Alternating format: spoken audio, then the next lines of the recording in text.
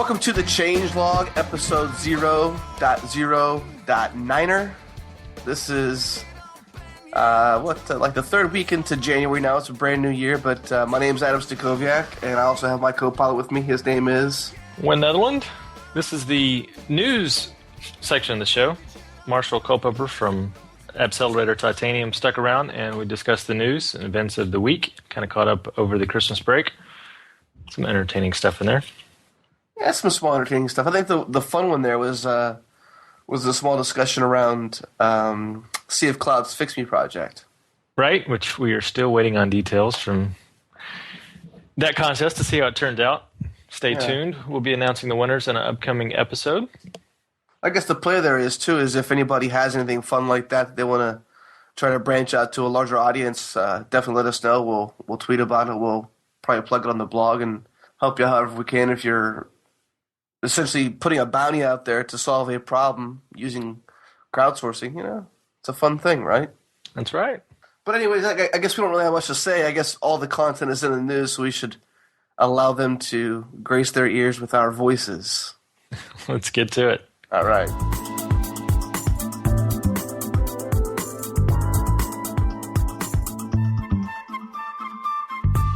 Well, Marshall's kind enough to stick around and run through the news of usually the news of the week, but this is going to be more like the news of the month since we took off for the Christmas holiday.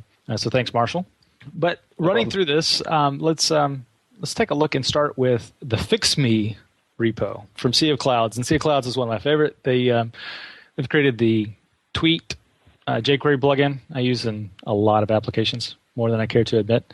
So I noticed that they created a repo called Fix Me, and basically asked crowdsourcing help for a layout issue in CSS. And he lists the requirements here: fixed width and centered content sidebar, yada, yada, yada, down the deal. And it has to work in Firefox 3 Plus and Safari 3 Plus, bonus points for IE 7 and 8. So what do you think of this open source bounty to help with a particular edge case layout issue? I think that's really awesome, actually. I mean, I think the way, if these guys can help out developers who are, unemployed or even just looking for some extra cash right now, I mean, that's a really cool idea. And, it looks like the CSS issue is non-trivial, so it'll at least get some gear spinning up there. Well, I noticed when I posted the article, it had a couple of forks and now up to 13. Of course, this is a month later. I'd be interested to I'm trying to find an update on this since it's almost a month ago if the problem was fixed and there was a winner to this bounty. It's up on fixme.heroku.com if you're listening at home and want to check it out. I actually hadn't heard anything else back by this. Like, even I haven't been listening to Twitter heavily, but have you heard any news about anybody giving a good try? I have not.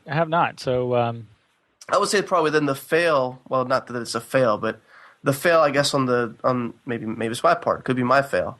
Is that you ask the community for involvement, but then you don't communicate back to the community. Maybe we need to check Sea of Cloud's Twitter stream to see if the updates were via that channel.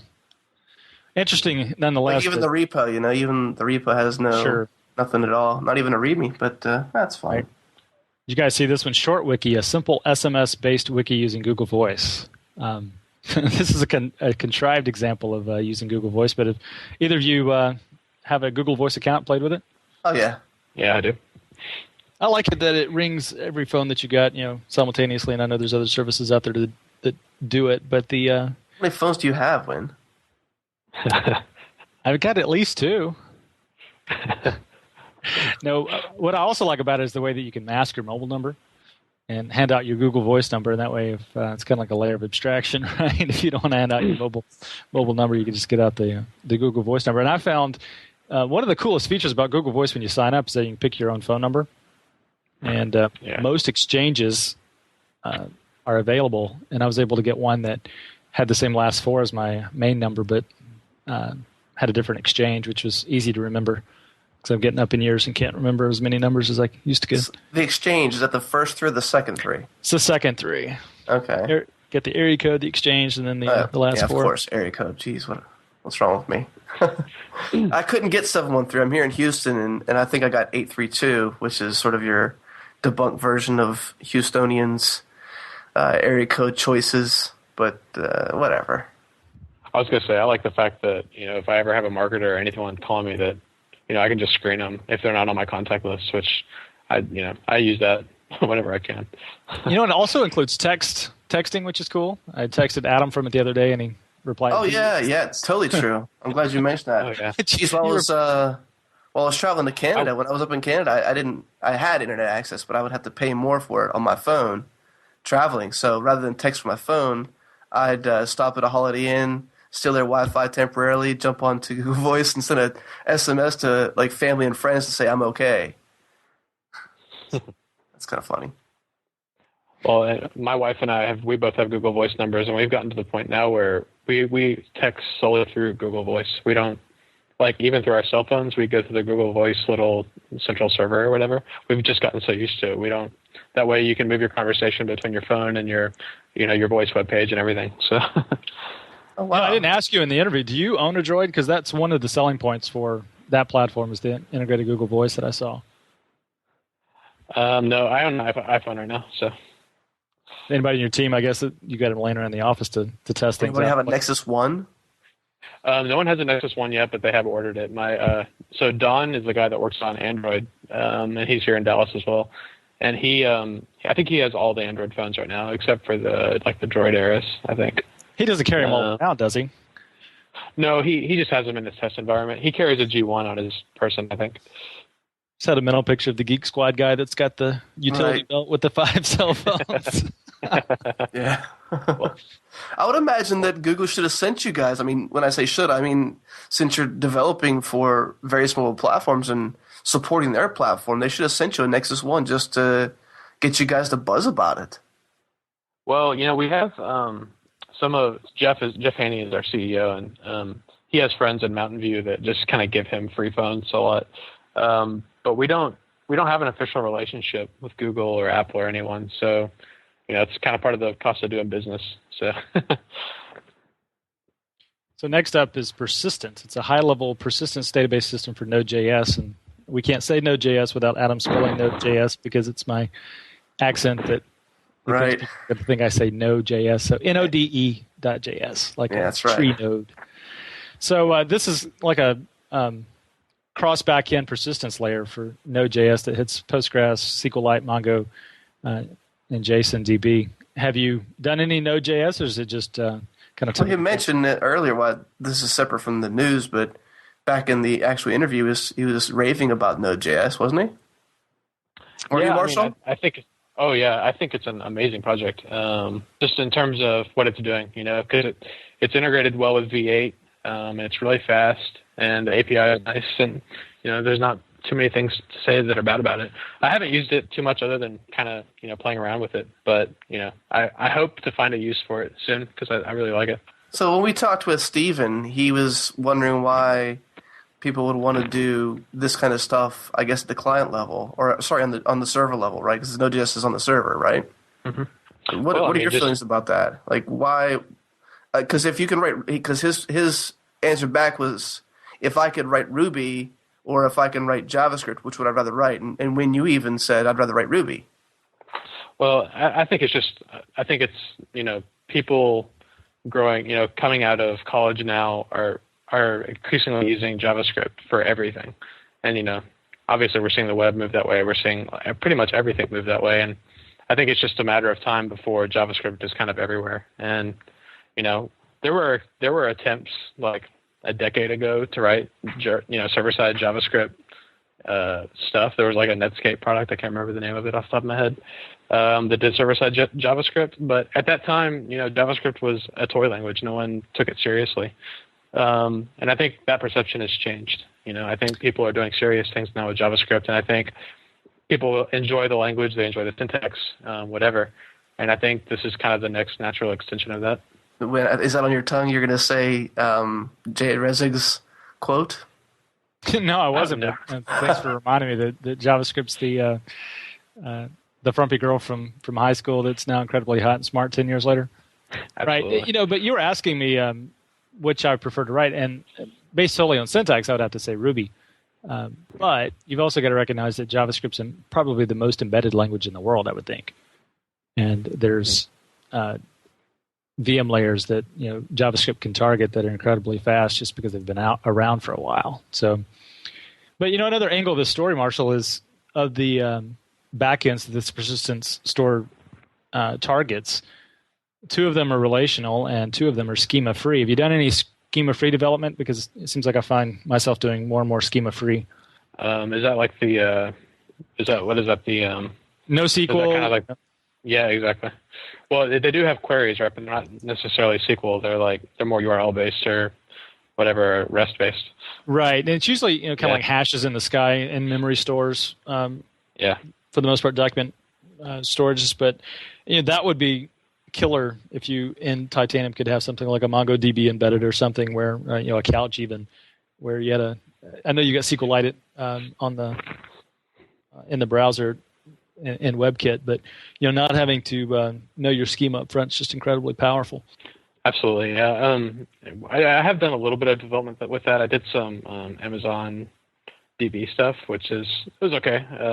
I definitely like the aspect, like you said, to be able to rapidly prototype the database, just kind of throw objects with properties up there, and you don't have to worry about what the schema is or prototyping, modifying. SQL, which is never fun. I really think, I know we have one community member who is trying to embed CouchDB and Erlang into Titanium, so that'd be interesting to see if we could get that off. That'd be really cool. I think the main reason we haven't integrated any databases other than SQLite is just for the sheer aspect of the size of them. A database isn't a small thing. Even CouchDB is not that small. The runtime is relatively large, and one of the technical challenges we have on desktop, at least, is that whenever we distribute an app, we have to distribute everything with it. That way, when the end user installs the app, they don't have to go download the runtime or we want to stay away from the Java world as much as possible when it comes to if you want to install this app, you have to install all these dependencies. We don't want that. So we have to kind of play it safe with regards to what we allow to be embedded by default. That being said, it's technically possible to do that out of the box as it is today. I just don't know if we'll do it by default in the base platform. Gotcha. Any of these links that tickle your fancy, Adam? Well, yeah, I think we're talking about JavaScript a little bit, and it might not be too high level. It kind of turns into jQuery at this point, but a little further up you see jQuery.behavior, and I'm not sure, Win, if you said you use this or not, but I'm curious just, how you guys feel about being able to reference. I guess this is more like a macro, right? It's being able to easily just reference something else to make a bunch of other stuff happen. Yeah, I think it's just a way to organize your jQuery, because one of the things that I found in switching from Prototype and embracing jQuery, Prototype had the notion of classes, and it was more object-oriented in its approach to JavaScript, even though JavaScript's more object-based than object-oriented. But this aims to provide a way to kind of group up your scripts and repackage certain chunks of them. But this is another project that the homepage is really where to go to get the info on this particular project. We mentioned the scarce README earlier. This one's even plainer. Basically, no information on the repo itself. Yeah, I think a note to anybody: if you're going to put something out there, if you're not going to put something deep and informational, be funny. At least entertain, right? That's a great segue into probably our last item, which is Configliere, lightweight configuration management for Ruby. I haven't checked out the code on this one. It could be total crap, but it looks solid. But I would post it for the humor and the reading alone. Total crap, huh? It could be total crap. I'm sure it's fine code. Actually, it looks pretty solid. I'm saying this one I would have posted for the humor and the README, regardless if the code was less than stellar. But it looks like pretty solid code as well. Go ahead and read it off. What's the README? It was funny. So Configliere provides discrete configuration for Ruby scripts, and they named it after Consigliere, the known role on certain mob teams. So if you've seen The Godfather, things of that sort. So I thought the name was cute. It had a lot of examples in the README, which is also a plus, but I always find humor when people make movie references in their code examples, and in this case it was Back to the Future. If you scroll down about halfway, there's settings.default, and the destination time is November 5th, 1955 is when Doc Brown emits the flux capacitor. So every configuration setting here is a movie reference, which I find entertaining. But it doesn't take much to amuse me, as you well know. So they got the speed is 88, DeLorean, power source, plutonium. That's right. That's awesome. Rose needed, true. So that's a. You know what? Before we go, I love what programming does to people's minds, especially if you're an engineer. It allows you to, truly have some joy in your craft. Like to take something like that we've all grown up with, like it's our era, but to be able to inject that into your daily life and contribute to open source, but also have fun with it, I think that's a blessing, man. I mean, that's awesome. Oh, for sure. Especially having the creativity to do it, just to think like that. That's I love it. It's the creativity also and providing that information. And so, the adoption of your open source project's going to usually thrive the more documentation or the more examples that you can give so that people that come behind you can actually know how to consume that. So, one of the things that struck me about the Titanium projects was the CodeStrong website. So, Marshall, can you talk a little bit about why the domain and how that whole documentation site came about? Oh yeah, actually, CodeStrong was something that we had before we even started Titanium. It was on the bracelet. One of the bracelets I was talking about. It says Appcelerator on one side, and on the other side it says CodeStrong. And the whole idea was just like, it's just kind of a little phrase that we like that we kind of paired with our company. And so we bought the domain early on, and then when we released Titanium, we realized, CodeStrong could be actually a cool domain for documentation. So we just threw up our docs there, and it worked out pretty well. So who maintains these documentations? The developer themselves, or do you have somebody on staff that helps out with that? It's kind of a group effort. Most of the API docs are all based in source code. So when we write APIs on the lower level in C++, that all gets parsed by a little script, and then that gets thrown up onto the site. And then we have other parts of the documentation which are like guides and mostly human created. And those we have all created some of that. I've created a few guides. Martin has created a few guides. Don and Blaine from the mobile side have created some guides. So. And Jeff, our CEO, and Nolan, our CTO, have also created guides. So I think we're all just kind of in there with our fingers as much as we possibly can. Obviously we code a lot too. And we also have some community members who have been helping us out with content. So it's kind of, like I said, group effort. It's kind of wiki style too, which is, we were hoping to get some help with that because it's hard to, when we're working on code all day, to prioritize docs as well. So. I almost wanted to ask you that earlier when we were in the interview part of this, but because you said you got basically a two-man team on Titanium desktop and a two-man team on mobile, and what room do you have in there? Not just for planning, you probably have continued learning going on too, because you don't always know everything and how to solve every problem. But then you also have documentation so that you have this thriving community following behind you to pick up this project you're working on and do something with it. That's a huge feat, man. Yeah, it's like I said, when I say we work 24/7, it's not much of an exaggeration. I mean, I sleep, and I have a new daughter that I try to pay attention to from time to time. But, man, like it's hard. 10, 12-hour workdays are the common, and working weekends is pretty common. It's just the way it is right now, and it's kind of the startup ethic. Kind of work as hard as you possibly can until you get something that makes some money. Right. Well, I can tell you that the community certainly appreciates your efforts, and I'm sure that the year of the mobile, whatever year it actually ends up on, certainly appreciates what you guys are working on and how cool it is. You mentioned swag earlier. Is there any way we can maybe point people to the right direction to just get some swag from Appcelerator? Is it something you could just give away? How does it work? You mentioned the CodeStrong wristbands. Like that could be like the Gary V wristbands. Where he's got his little Vayniac army. Oh, I love Gary Vaynerchuk. I think you might be able to just send a DM to, or maybe not a DM, just a public reply or whatever to Appcelerator on Twitter. Because that's where our marketing guy runs all the swag stuff from. So gotcha. I'm sure we have enough wristbands. I know we have enough of those because we got so many of them. But you have to mention the changelog show to get the swag. That's right. Yeah, absolutely. Changelog show and the phrase "code strong." Maybe hashtag it. Absolutely, that's a great idea. Code strong. That's awesome. I like that. That's a very cool phrase. And it's even cooler that you put your docs up there. So just basically send a Twitter message to Appcelerator referencing changelog show and hashtag it with code strong, and you got yourself a wristband. Well, I'll have to verify that, but yeah, hopefully. Let us know. We'll cut this out if you can't come. Yeah. I think that about wraps it up, though, man. The news is awesome this time, even though it wasn't too deep, and we had about a month of news in that 20 or 30 minutes there. Yeah, thanks so much, Marshall. Appreciate it. Well, thank you for coming on the show. Be cool.